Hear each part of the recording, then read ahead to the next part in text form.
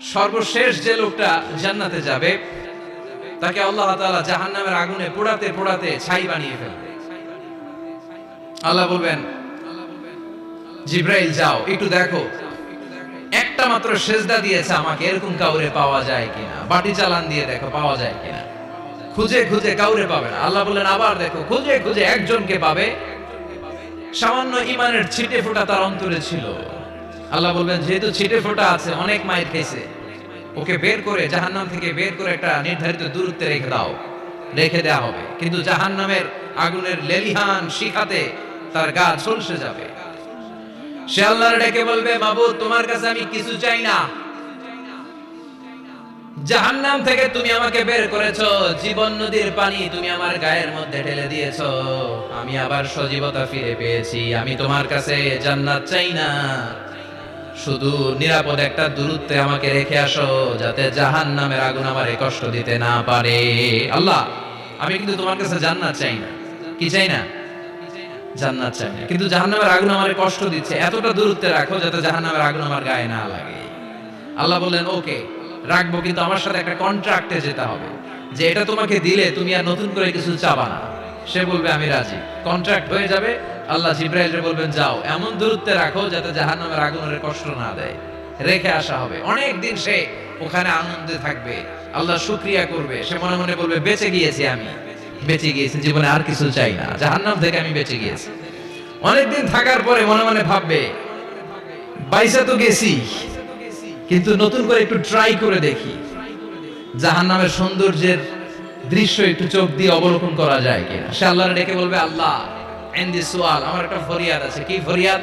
আল্লাহ আগেই বলে রাখি, আমি কিন্তু জান্নাতে যেতে চাই না। আল্লাহ বলবেন, কি চাও? সে বলবে, আল্লাহ তোমার জান্নাতটা তুমি কত সুন্দর করে বানিয়েছো, আমি একটা নজর শুধু দেখতে চাই। জান্নাতের দরজার সামনে নিয়ে যদি আমারে বসিয়ে রাখো, দ্যাটস ইনাফ, আর কিছু চাই না, শুধু জান্নাতের দরজার সামনে। আল্লাহ বললেন, তুই না ওয়াদা করেছিস, তুই না চুক্তি করেছিস। সে বলবে, আল্লাহ আমারে হতভাগা বানায়া তোমার কি লাভ? সুবহানাল্লাহ পড়েন। আমারে তুমি হতভাগা বানিও না। আল্লাহ বলে, ঠিক আছে, আবার সিগনেচার কর যে জান্নাতের দরজার সামনে বসিয়ে দিলে আর কিছু চাবি না।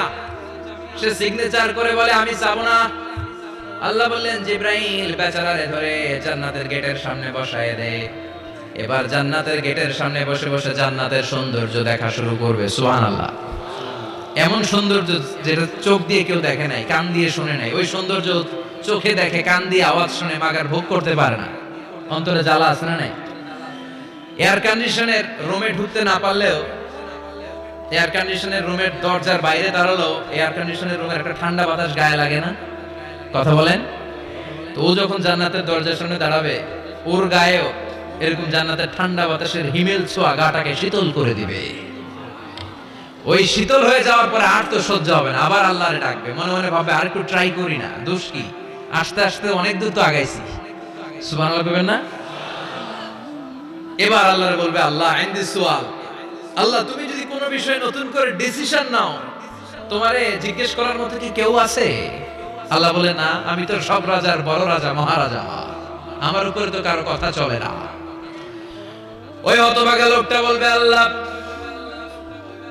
এত সুন্দর জান্নাত তুমি বানালা, চোখ দিয়ে সৌন্দর্য দেখি, কান দিয়ে আওয়াজগুলো শুনি, হুর আর গেলমান হেঁটে বেড়ায়, এত সুন্দর জান্নাত চোখ দিয়ে দেখি, ঢুকতে পারি না, আমারে কষ্ট দিয়ে তোমার কি লাভ?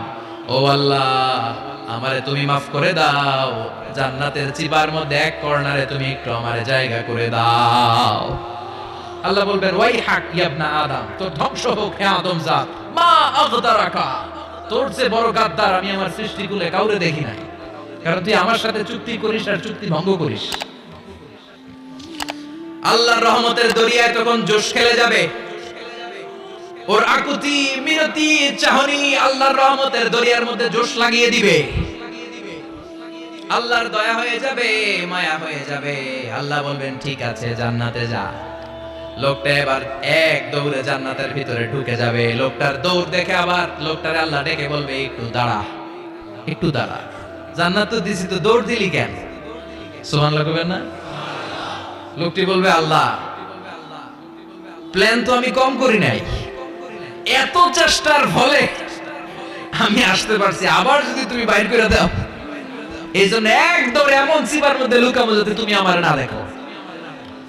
আবার আল্লাহর রহমতের দরিয়ায় জোশ খেলে যাবে, আল্লাহ কাছে ডাকবে, কাছে আয়, ও গোলাম তোর কি মনে চায় আমারে বল, আজকে তুই চাইতে থাক, আমি দিতে দিতে তোর মনের সব আশা পূরণ করে দেব। লোকটা খুশি হয়ে বলবে, আল্লাহ আমারে এটা দাও, বাড়ি দাও, গাড়ি দাও, নারী দাও, এটা দাও, ওটা দাও, একের পর এক চাইতে থাকবে, আল্লাহ সব তারে দিতে থাকবে। চাইতে চাইতে লোকটার সব চাওয়া যখন শেষ, সে বলবে, আল্লাহ আর আমার চাওয়ার কিছু নাই। আল্লাহ বলেন, নো, এত তাড়াতাড়ি যে তুমি খেলা শেষ করতে পারবা না মানু, আমার সাথে তোমার এই খেলা আরো লম্বা সময় চলতে হবে, তোমার অনেক কিছু চাইতে হবে। তুই আজকে চাইতে চাইতে তোর সব চাও আমার কাছে বলবি, আর আমি দিতে দিতে তোর জীবন ধন্য করে দেব।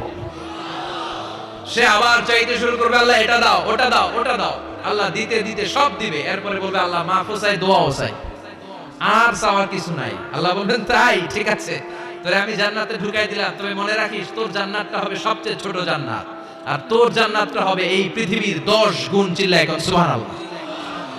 বুখারীর বর্ণনা, আখিরু মান দাখালাল জান্নাহ, যে লোকটা সর্বশেষ অনেক মাইর খাইয়া রিমান্ডে থাকার পরে জান্নাতে ঢুকবে, তার জান্নাতটা যদি পৃথিবীর 10 গুণ হয়, তাহলে আমাদের সবাইরে ফেরদাউসে ঢুকাতে আল্লাহর কোনো সমস্যা আছে? চিল্লায় বলেন, সমস্যা আছে? এজন্য আমরা আল্লাহর কাছে কোন জান্নাত চাই? কথা বলেন। রব্বুল আলামিন বলেন, ওয়াসিকাল্লাযীনা ইত্তাকাউ রাব্বাহুম ইলাল জান্নাতি যুমারা হাত্তা ইযা জাউহা ওয়া ফুতিহাত আবওয়াবুহা ওয়া ক্বালা লাহুম খাজানাতুহা সালামুন আলাইকুম তিবতুম ফাদখুলুহা খালিদিন। সুবহানাল্লাহ পড়েন। আমরা এবার জান্নাতে ঢুকবো। সব জান্নাতীদেরকে নিয়ে আল্লাহ তাআলা বলবেন, ও ফেরেশতারা, আমার জান্নাতীদেরকে তোমরা ওয়েল রিসেপশন দিয়ে, রেড কার্পেট রিসেপশন, লাল গালিচার সংবর্ধনা দিয়ে জান্নাতে নিয়ে যাও। ফেরেশতারা পেছন থেকে আল্লাহকে যারা ভয় করে জান্নাতের উপযুক্ত হয়েছে সবাইকে নিয়ে জান্নাতে ছুটবে। অমিয়া, কোন প্রোগ্রামে যদি মন্ত্রী আসে, মেম্বার অফ দ্য পার্লামেন্ট আসে, কিংবা প্রধানমন্ত্রী আসে, ওনার শুভাগমন উপলক্ষে আমরা অনেকগুলো ওয়েলকামিং রিসেপশন গেট বানাই না? কথা বলেন। সুজানগরের মধ্যে বানায় টানায় না? আজকের মাহফিলের তো কয়েকটা গেট দেখলাম আমি, বানাই না আমরা?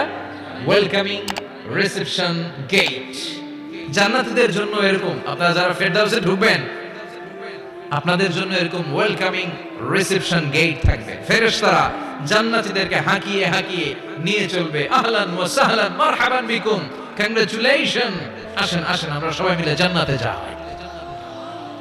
জান্নাতীরা আনন্দের চোটে ছুটবে আর ছুটবে।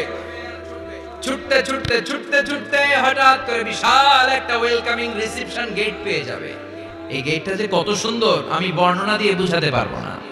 এই গেটের আশেপাশে ডানে বায়ে থাকবে অসাধারণ পরিবেশ, ফুলের বাগান, নাজ নেয়ামতে ভরপুর, রিফ্রেশমেন্ট, ফুড আইটেম, খাবার দাবারে ভরপুর, এত চমৎকার জায়গা।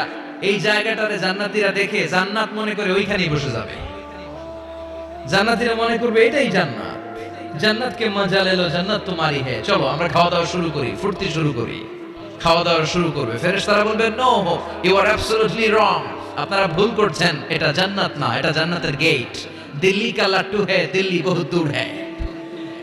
দিল্লির লাট্টু খাইবার শখ, তো দিল্লি যাইতে হবে, তো এইখানে তো দিল্লির লাট্টু পাওয়া যায় না, ঠিক কি না?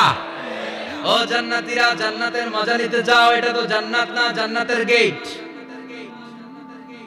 জান্নাতীরা আবার এই জায়গা ছেড়ে হাঁটতে শুরু করবে। হাঁটতে হাঁটতে হাঁটতে হাঁটতে দ্বিতীয় ওয়েলকামিং রিসেপশন গেটের সামনে এসে জান্নাতীরা ফেরেশতাদেরকে আর জিজ্ঞেস করে না যে এইটা না সামনে, ওরা এতটা নিশ্চিত যে এইটা তো জান্নাত না হয়ে পারেই না, কারণ এইটা আগেরটার চেয়ে অনেক বেশি সুন্দর।